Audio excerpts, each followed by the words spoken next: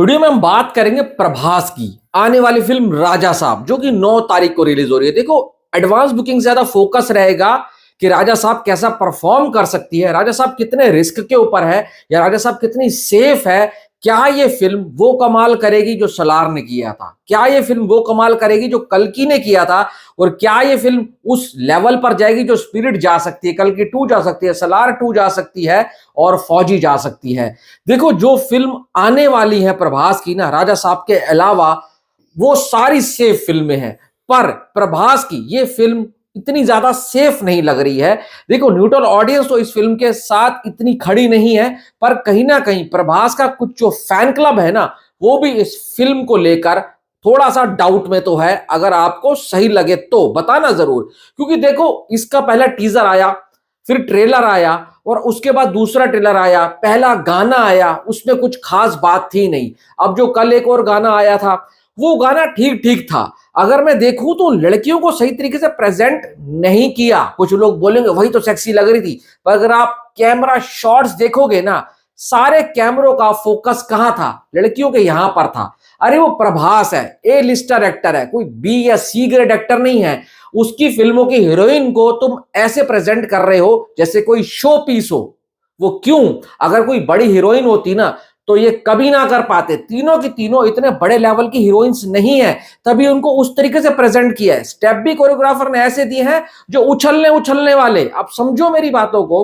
और ऊपर से प्रभास ठीक लग रहे थे, अच्छे लग रहे थे, और अच्छे तरीके से उनको उस गाने में शोकेस किया जा सकता था। चलो, कोई दिक्कत नहीं है, गाना कुछ खास फर्क डालेंगे नहीं। फर्क डालेगी तो कहानी, स्टोरी टेलिंग और प्रभास की एक्टिंग। देखो, ये फिल्म के लिए ना पब्लिक इसके फर्स्ट रिव्यू का वेट करेगी, और खास करके हिंदी ऑडियंस का वेट करेगी कि हिंदी ऑडियंस इस फिल्म को कैसा रिसेप्शन देती है, कितना प्यार देती है। हिंदी ऑडियंस को पिक्चर पसंद आती है नहीं आती है, ये देखने वाली बात होगी। अब कुछ लोग कहेंगे ये फिल्म की जो एडवांस बुकिंग है या बॉक्स ऑफिस के ऊपर थोड़ी सी अगर ढीली चलेगी तो जननायक के चक्कर में चलेगी। ये बिल्कुल गलत है। कुछ लोग वीडियो बना रहे हैं, जननायक ने पेल दिया, ये कर दिया, वो कर दिया।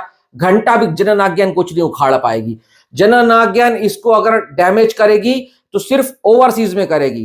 तमिल में प्रभास की फिल्में वैसे कुछ खास चलती नहीं है, ना ही जननायक तेलुगु में चलेगी, क्योंकि वो ऑलरेडी एक रीमेक है तेलुगु फिल्म का ही। और जननायक हिंदी में कोई नहीं जाने वाला उसको देखने के लिए। वो 5 करोड़ की भी ओपनिंग ले लेना हिंदी के अंदर तो मैं मान जाऊंगा। अगर जननायक राजा साहब को कहीं से थोड़ा बहुत डैमेज कर सकती है या डेंट दे सकती है, नुकसान दे सकती है, तो वो सिर्फ और सिर्फ ओवरसीज मार्केट है, क्योंकि ओवरसीज में थलापति की फैन फॉलोइंग बहुत ज्यादा है और थोड़ा सा एक कहता है ना सिंपैथी फैक्टर उसके साथ जुड़ा हुआ है, क्योंकि उनकी आखिरी फिल्म है। पर मैं कह रहा हूं, पब्लिक पागल है उनकी आखिरी फिल्म के लिए। क्या थलापति विजय अपनी आखिरी फिल्म को बहुत बड़ा बना सकते थे जो वो चूक गए? आखिरी फिल्म कौन रीमेक करता है यार? और वो भी एक ऐसी जो भी 1-1.5 साल पहले पिक्चर आई थी, उसी का तुमने उठा लिया और रीमेक कर दिया। मतलब मेहनत तो करनी नहीं है, सेम कॉपी पेस्ट कर डालो। तो इस मामले में अगर कोई सोच रहा है कि प्रभास को रिस्क हो सकता है, राजा साहब को रिस्क हो सकता है, जीरो रिस्क है। राजा जननायक से कोई रिस्क नहीं है। अब मेन बात यह है कि तेलुगु में अगर ये अच्छा परफॉर्म कर जाए तो इसको हिंदी में अच्छा परफॉर्म करना होगा, क्योंकि 400 करोड़ का बजट है। तेलुगु कभी भी इसको प्रॉफिट नहीं दिलवा पाएगा। वो भले ही आधे से आधा 70% 75% शेयर निकाल देगा, पर इसको प्रॉफिट हिंदी मार्केट दिलवा सकती है। और हिंदी मार्केट में प्रभास की अच्छी खासी फैन फॉलोइंग है। पर अभी जो हिंदी मार्केट का मूड है ना, वो हर फिल्म को मार्केट में नहीं देखने जा रहा है थिएटर्स के अंदर।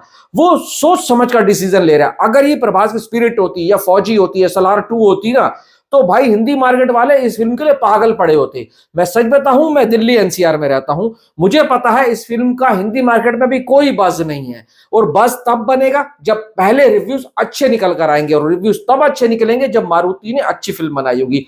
मारुति कॉन्फिडेंट है, प्रभास कॉन्फिडेंट है, पर मारुति इतना बड़ा डायरेक्टर नहीं है कि अपने इतने बड़े बड़े जो बयान दे रहा है ना, उसके दम के ऊपर वो पब्लिक को थिएटर खींच कर लेकर आ जाए। थिएटर पब्लिक आएगी हिंदी मार्केट वाली, पर अगर पिक्चर अच्छी निकलेगी तो। अगर मैं एडवांस की बात करूं तो कल दोपहर तक का डाटा है, ये ओवरसीज से 5.5 से 6 करोड़ की एडवांस बुकिंग कर चुकी है। हिंदी मार्केट में जब मैं वीडियो बना रहा हूं तो ओपन नहीं हुई है। और तुम देखना, अगर हिंदी मार्केट में ओपन होती है, ये 7-8 करोड़ की एडवांस बुकिंग लेकर भी अगर ये हिंदी मार्केट में उतरती है, एडवांस 7-8 करोड़ हिंदी, तेलुगु में तो फटेगी। पहले 3 दिन तेलुगु में इस पिक्चर को कोई नहीं रोक पाएगा। एपी तेलंगाना में कोई नहीं रोक सकता। प्रभास की डाई हार्ट फैन फॉलोइंग है जो कि एक्साइटेड है। पर मैं कह रहा हूं किसी भी फिल्म को सिर्फ उसके फैन क्लब, फैन आर्मी नहीं चला सकते। किसी भी पिक्चर को चलाना है तो न्यूट्रल ऑडियंस का साथ चाहिए। और आपको एक बात बता दूं, 9 तारीख को जननायक तो आ रही है, साथ साथ एक लालो मूवी आ रही है, गुजराती मूवी वो भी है। इन दोनों से इतना कुछ फर्क नहीं पड़ेगा। इसको हिंदी मार्केट में अगर कोई रोकेगा ना तो भाई साहब धुरंधर रोकेगा। धुरंधर का क्रेज अभी भी कम नहीं हुआ है और धुरंधर के लिए पब्लिक बहुत ज्यादा एक्साइटेड है। तो भाई देखने वाली बात होगी कि क्या प्रभास की ये फिल्म उनके आने वाली लाइनअप को भी डैमेज कर सकती है, क्योंकि उनका आने वाला लाइनअप ना बहुत सेफ है, बहुत जबरदस्त जबरदस्त फिल्म है। यार एक बात सोचो, संदीप रेड्डी वांगा ने एक पोस्टर शेयर किया और उस पोस्टर ने इतनी हवा बना दी, इतनी हाइप बना दी कि आज वो राजा साहब पूरी 2 ट्रेलर लेकर आ गए, टीजर लेकर आ गया, 2-3 गाने लेकर आ गया, वो हाइप नहीं बना पाया जो भाई स्पिरिट का सिर्फ एक पोस्टर हाइप बनाकर चला गया। ये भी सोचने वाली बात है। मेरी अपने दोस्त से बात हो रही थी, मैंने बोला ये संदीप रेड्डी वांगा जो पोस्टर लेकर आ रहे हैं, जब रात को उन्होंने 5 बजे अनाउंसमेंट किया था, ये राजा साहब को डेंट दे सकता है। वो बोलते हैं कैसे भाई? मैंने कहा वो संदीप रेड्डी वांगा है। संदीप रेड्डी वांगा का एक पोस्टर बड़े बड़े एक्टरों की, बड़े बड़े डायरेक्टरों की ट्रेलर टीजर पर भारी पड़ता है, और वही हुआ। प्रभास का वो पोस्टर उनकी जो 4 दिन बाद पिक्चर रिलीज हो रही है ना, उसके ऊपर भारी पड़ता हुआ नजर आ रहा है। मैं वो एज्यूम कर रहा हूं कि प्रभास को वांगा साहब कैसे प्रेजेंट करेंगे। भाई प्रभास जैसा ऑरा कोई डायरेक्टर अगर ढंग से यूज कर ले ना, तो वो बाहुबली जैसा रिजल्ट निकल कर आता है। और मेरे को लगता है कि बाहुबली के बाद प्रभास को अगर कोई सही तरीके से यूज करने वाला डायरेक्टर मिला है तो एक तो ये हो गया संदीप रेड्डी वांगा, और दूसरा फौजी वाले डायरेक्टर हनु सर। वो मेरे को लगता है इनका फुल पोटेंशियल यूज करेंगे, पूरा निचोड़ कर निकालेंगे, और उसका रिजल्ट भी आप देखना बॉक्स ऑफिस के और बहुत खतरनाक होने वाला है।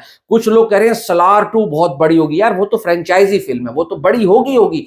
पर मैं आपको एक बात बताता हूं, जितनी खतरनाक स्पिरिट होगी ना, उतनी ही खतरनाक फौजी होने वाली है। फौजी का डायरेक्टर बहुत अच्छे से जानता है कैसे मास सीन को लिखना है, मास सीन का एलिवेशन कैसे देना है, एग्जीक्यूशन देना है कैसे, और दूसरी बात उनको यह बहुत अच्छे से पता है कि इमोशनल कैसे करना है, पब्लिक के दिल में कैसे झांकना है, और उस दिल में तार कैसे हिलाने हैं ताकि वो रोए। क्योंकि यार मैं सीतारामम देखकर ना पागल हो गया था। मैं क्या, पूरी दुनिया पागल हो गई थी कि सीतारामम ने उन्होंने जो एक फैक्टर डाला था ना इमोशनल वाला, वही सब चीजें मुझे फौजी में भी आज मैं ज्यूम करता हूं तो मुझे लगती है। और कल की 2 भी बहुत बड़ी पिक्चर होगी।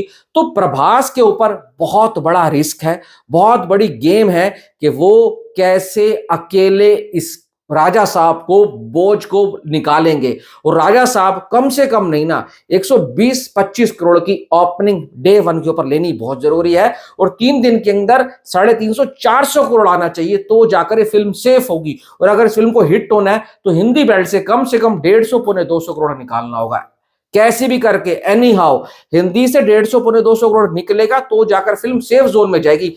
650-700 करोड़ नेट में, नेट तो नहीं ग्रॉस में भी चले जाए जैसे सलार गई थी ना, तो भी इस फिल्म को मैं कहूंगा कि हाँ भाई बाल बाल बचे, क्योंकि उसकी आने वाली फिल्में 1000-1500 करोड़ से कम नहीं जा सकती हैं। अब बताओ आपको क्या लगता है, क्या प्रभास राजा साहब की नैया पार लगा पाएंगे या नहीं? Thanks for watching.